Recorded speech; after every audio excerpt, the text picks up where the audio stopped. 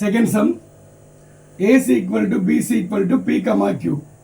So A is equal to P comma Q. So B value அதான் ஈக்குவல்னு கொடுத்திருக்கனால B is equal to P comma Q. So first step, you find A cross B. So that P comma Q cross P comma Q. So P ஆல இந்த ரெண்டு term அமையும்.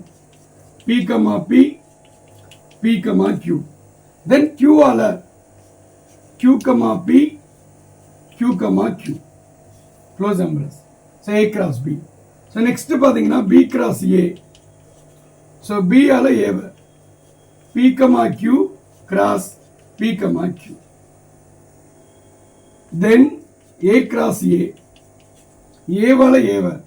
So P comma Q cross P comma Q. So இந்த ரெண்டுக்கும் நான் answer பண்ணல. ஏன்னா A cross B ஓட வேல்யூவே தான் நமக்கு B cross A லயும் கிடைக்கும், A cross A லயும் கிடைக்கும். So சேம் ஆன்சர் தான். So ஜஸ்ட் நீங்க ஒர்க் அவுட் பண்ணி பார்த்துக்கலாம்.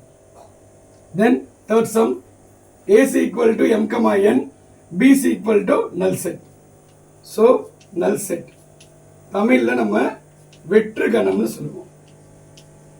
So இங்கே நம்ம ஃபைண்ட் அவுட் பண்ண வேண்டியது A cross B, B cross A, A cross A.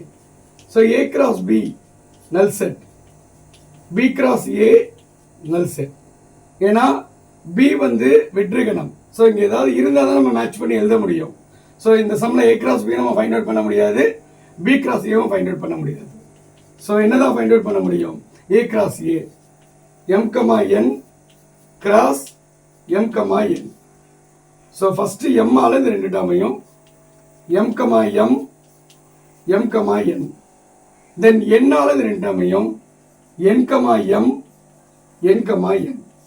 So first ரோமனில் 3 சம்ஸ் தான் சால்வ் பண்ணியாச்சு. தேங்க்யூ.